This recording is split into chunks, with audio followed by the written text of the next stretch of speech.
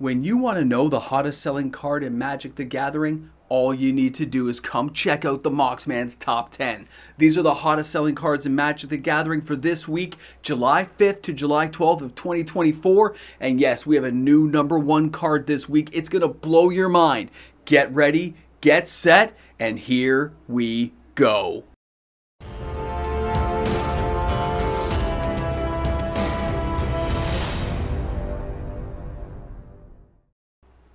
Guys, welcome back. MTG Moxman here, and thanks again for hanging out with me for another epic installment of the Top 10 hottest selling cards in Magic. And a reminder, if you enjoyed today's video, if you like the Moxman, like and subscribe to the channel. And of course, you can also use my TCG Player affiliate link, and it's found in the description of all of my videos. Let's take a look at the number 10 card this week. We are stopping in with Modern Horizons 3, and we're taking a look at 6. Now, the interest in this card is actually quite low, comparatively speaking to other weeks, but it looks like as the price of this card is falling, it is drawing a lot more interest than I would have expected a couple of weeks out. This card comes in with an average price of $4, the market price of $3.24, and that 591 copies means it still sold a few $1,000. Now, when we take a closer look at this legendary Tree Folk, he is a 2/4 with reach. Whenever 6 attacks, you mill 3 cards. You may put a land card from among them into your hand. And as long as it's your turn, non-permanent cards in your graveyard have retrace. You can see how players might try to manipulate this and work it out to the best effect they can possibly think of. It's a great card to come in and start our number 10. Now let's go ahead and take a look at number 9 this week, and it's Toxic Deluge. But get this, it's the retro frame. It's an average price of $4. It had 736 sales, which is $2,944 of total sales action. Now the retro version, it's a bit of a surprise for me, but it looks like it was being underbought. And because people weren't selling a lot of copies of it and the price has been dipping down, players said, hey, why not? It's like 15 cents more. I can get a retro version foil borderless type thing that I like. It makes sense. But what does this card do? Well, here we go. For the 1 black and 2 generic sorcery, it says, as an additional cost to cast this spell, pay X life. All creatures get -X until end of turn. And that is an epic card that is no longer 30, 40, 50 bucks.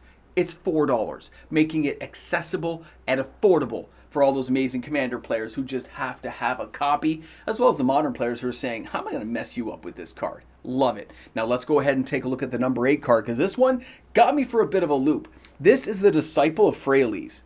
Now, I'm surprised because this card hasn't really been on the list. 809 sales, only $954. It's only $1.18 per copy. This is not like it hit some epic new level and we're just being awed and shock and awe amazed. No.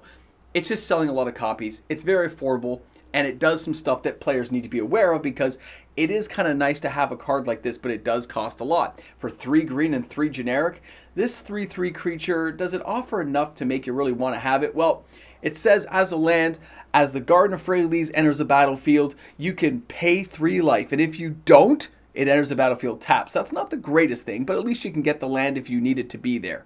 Now, the second part of the card, and if you're using the creature side, when the Disciple of Freyalise enters a battlefield, you may sacrifice another creature. And if you do, you gain X life and draw X cards, where X is the creature's power. This is one of those cards players don't think about, but you should own 4 copies. Now let's go ahead and take a look at another card from Modern Horizons 3, and it's Urza's Cave. Yes, it's losing ground. Yes, it's losing value, and it's really been pulling back. But it's still here with 900 sales this week, or $2,160 of total sales volume. This card has dropped from being a $10 card all the way down to $2.40. Now that doesn't make it any less desirable, but it lets you know how many copies are readily available out there in the market space for players. Until we see Modern Horizon 3 sales really dry up, you're not going to see a lot of players taking an interest in actually investing in cards like this anymore. Now, let's not forget that this land, Urza's Cave, is an Urza's Cave. It does actually count as a cave, but it also says 3. And you can sacrifice Urza's Cave, search your library for a land card, and put it onto the battlefield tapped. And then you shuffle. This is still a powerful card for an uncommon, and it deserves to be around the $5, $6 mark at least. But until we wipe out all the tens of thousands of copies that seem to be out there, it's not really going to change its price structure anytime soon. So enjoy the cheap card, pick up 4 copies. Here we go, guys. This is where things are going to start getting a little bit crazy.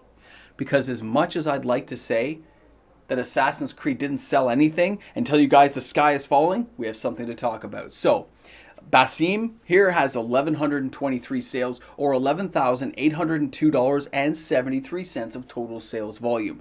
Now, this card has been going down in price. It did spike for a while there, but it's still an average price of $10.51. So what are we getting? We are getting a 1 black, 1 blue legendary creature human assassin that says whenever you cast a historic spell, draw a card. Bassim, it says here, can't be blocked this turn. This ability triggers only once per turn. Now, whenever he deals combat damage to a player, put a +1/+1 counter on it. That is a pretty nice card for a very affordable price. Let's not forget how good some of the cards are from Assassin's Creed. Now, our next card coming in at number 5 with 1,410 sales is Fel the Profane. This thing has $3,539.10 of total sales action for near mint quality copies.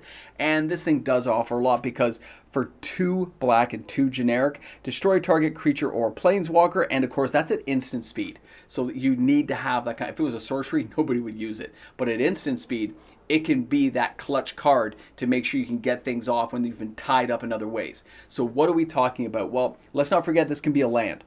And as the Felmire enters the battlefield, you pay 3 life, and if you don't, it comes into play tapped. It's kind of like a weird shock land, right? You can say, I need it now, I need the land, or I got Fel the Profane to take out the creatures that are bothering me. I like this card, guys. I like these utility cards. A lot of value there, okay? Let's go ahead and take a look at our number 4 card this week. And as you can see, we're riding high on all the awesomeness that is Excalibur, the Sword of Eden. Now, this card comes in with an average price of $6.79, 1,520 sales, total sales value of $10,320.79. That is a lot of bank being put into this card. This piece of equipment has drawn attention because that is a lot more sales than I would have expected for cards like this. So what are we talking about when we look at this card, and what are we going to get for our money, okay? This is a legendary artifact equipment that says this spell costs X less to cast, where X is the total mana value of historic permanents you control. Artifacts, legendaries, and sagas are historic. Equipped creature gets +10/+10 and has vigilance. Imagine they'd put trample on this bad boy. Equip a legendary creature, 2. So you gotta use this in a very specific deck, but that doesn't mean that players aren't gonna try and make this work. It makes sense. I can see players just oozing with confidence with a card like that. Now our next card, Sink into Stuper. I believe this was number 1 last week or the week before that. It comes in at number 3 this week with 1,941 sales, or $8,676.20. Now, this card does say return a target, spell, or non-land permanent an opponent controls to its owner's hand. And that's for 2 blue, 1 generic, and it's an instant. The good news is, just like Fel the Profane, you don't have to use this as the spell. You might need the mana, you might need another way of getting this card off, and in that case, as it enters the battlefield, you can pay that 3 life, but if you don't, it does come into play tapped. So, it's the same thing as Fel the Profane, this is the blue version, but being able to return a spell late game or getting the mana early game, this card again offers that utilitarian purpose that I think it's amazing right now how they've done some of these cards. The level of ingenuity is insane from where we were back in the day, where a healing salve made the day. Okay, Reconnaissance. This again, we're coming to this from Assassin's Creed. 1,954 sales, now $4,201.10. Now this is a reprint card. This has already been around a long time. I think it's Odyssey that I remember this card from, but this card's only $2.15. It's a very inexpensive card. For 1 white enchantment, you can see how this is going to fit into a lot of decks, including Commander, of course. Now when we take a closer look at this card, it says 0. Remove target attacking creature you control from combat and untap it. Do you notice it says remove target attacking creature? Guys, that's kind of awesome. It does say if you activate during end of combat, the creature will untap after it deals combat damage. So if that thing lives, it's going to untap. But you also did target it, right? Because it says target attacking. Remember all those targeting abilities nowadays that have been getting so much attention and how they're going to fit into certain decks? Keep these cards in mind. Now let's jump over and take a look at the Brotherhood regalia.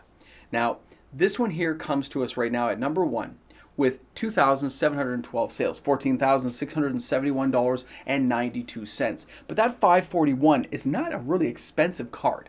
Okay, so what are we getting for our value when we look at the number one card this week, and why would players want to buy this card, and why are they taking an interest in it? Well, as an equipment card that's going to fit into a lot of different decks, and when we get a closer look at this card, you're going to see it does offer some unique things. It's a 2 casting cost artifact that says equipped creature has ward 2.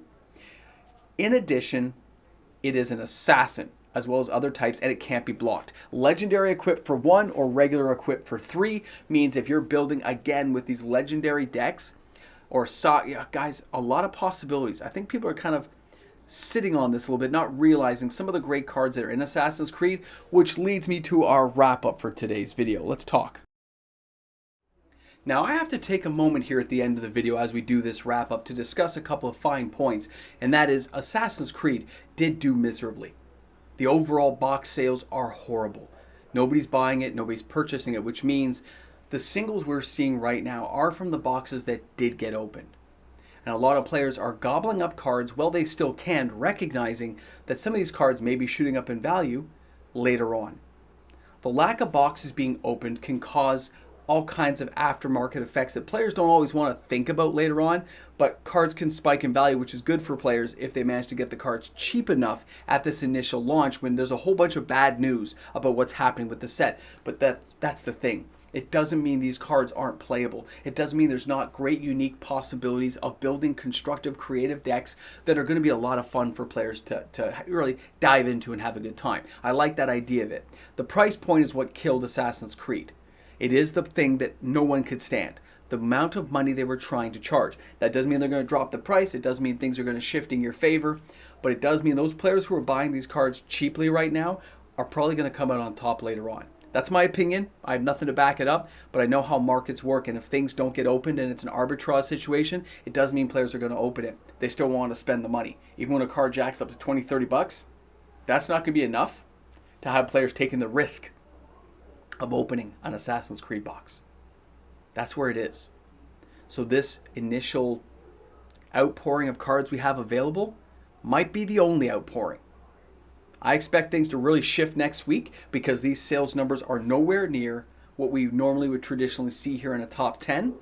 And that just tells me that the sales are overall low as players get ready and anticipate for Bloomberg. I know the sales are racking up on that. I'll have new numbers on what's been going on after I talk to a few of the stores just to confirm everything and see where allocations are at. As you guys know, most stores were sold out. I would like to see if things went in a better light and maybe more boxes became available. Maybe allocation numbers loosened up. Bundle packs are still a no-go, by the way. Anyway, thanks a lot for hanging out. Thanks for being here in the top 10. And I hope you guys enjoyed the video and chilled out with me today. I will see you guys tomorrow for the reserve list top 10. And of course, we'll be talking about a few key cards that have been having a lot of buyout action. And I'll see you guys for our live stream, 6:30 Eastern Standard Time every Sunday. And guys, I'm looking forward to it. It's awesome to talk with you guys every day. Drop some comments in the comment section if you have a chance. Thanks again for being here, and I will see you guys tomorrow with another video. Hey guys, a big shout out and thank you to the fantastic patrons of this channel. Because of these patrons, daily uploaded content is made possible every day, and I can't thank the supporters of this channel enough for allowing me the opportunity to share the love of Magic the Gathering I have, like many of you do as well. It's just amazing to be able to talk with you guys every day. So thanks again for being here. I look forward to seeing you tomorrow with another video, and shop smart, shop as smart. Welcome back, guys, and thanks again for finding me in this nacho cheese universe that is YouTube. My name is MTG Moxman, and that's my old intro for when I first started doing the videos. Ramble Jamble, here we are at the end. Do you guys remember that? If you look at my old videos, yeah. You're trying to find your stride, you're trying to test things out, and I'll be honest, it was fun the whole time, and it still is. There was a time where my MTG Moxman thing would come across and it annoyed people. They didn't want to see it. Now, it's just part of the show. Ah! Assassin's Creed, right? Now, the sales are still atrocious. I don't care what those sales tell you. 2,000 boxes being opened and 2,000 of those cards showing up, or 3,000 copies of that card showing up. It's still lower numbers than we see normally. And that's not a good sign for what's going to happen with Assassin's Creed. Again, doesn't mean it's going to go on sale. Doesn't mean Wizards is going to change anything. And if they were smart, they limited the boxes they created. And maybe there'll be an upswing later on. But for now, those starter decks sold really well, and that's about it. Okay, guys, have a great one. We'll see you soon. And is there anything else? If you made it this far in the video, boomstick.